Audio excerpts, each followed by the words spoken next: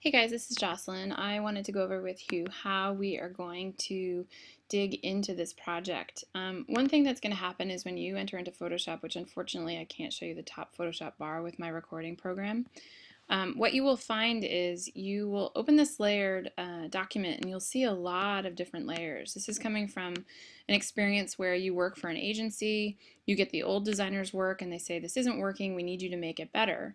So in this particular case then, take a look at what you've got. You've got this sort of mess of layers and not clear as to what's going on. As always, when you want to familiarize yourself with someone else's document, you use the eyeballs to the far left of your layers to click in and see what's going on and how they built it. Sometimes you might look at it and say, I have no idea how this was built, but in the end, you get a sense as you click through what each component is. A faster way to do this is if you click the black arrow and then you go to the auto select button up here. The auto select will allow you to touch that thing, and notice as we touch them over here on the left hand side in our layers, you're going to see each one of those components.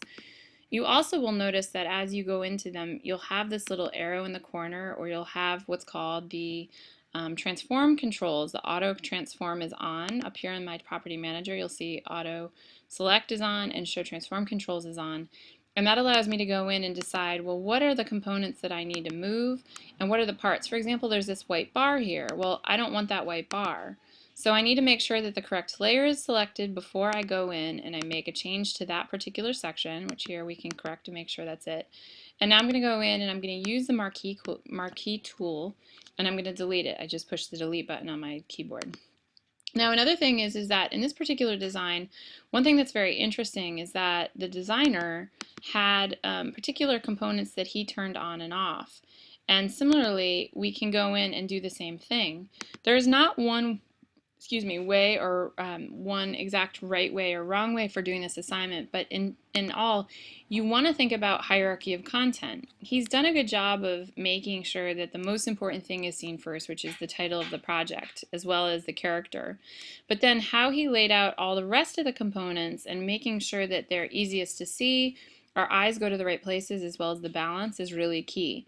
So as you move them around, make sure you have the auto select on, and that way it's going to be easiest to move it around. So let's see, if I remove my runner here as an example, it's going to direct my attention to the far right. Same with the gradient in the background.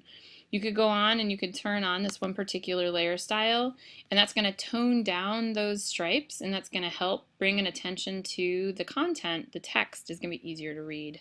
So as you move forward, just think about that, and don't hesitate to ask us as your faculty for suggestions. Just as a reminder, how would you prepare this to send this in for grading?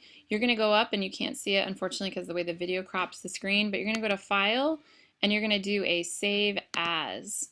And Save As, you're going to save this high resolution file into, let's go to my desktop, and you're going to save it as a JPEG file for review on the discussion board, and you're going to save it as a PDF file for your grading. Okay, I'll talk to you later. Bye-bye.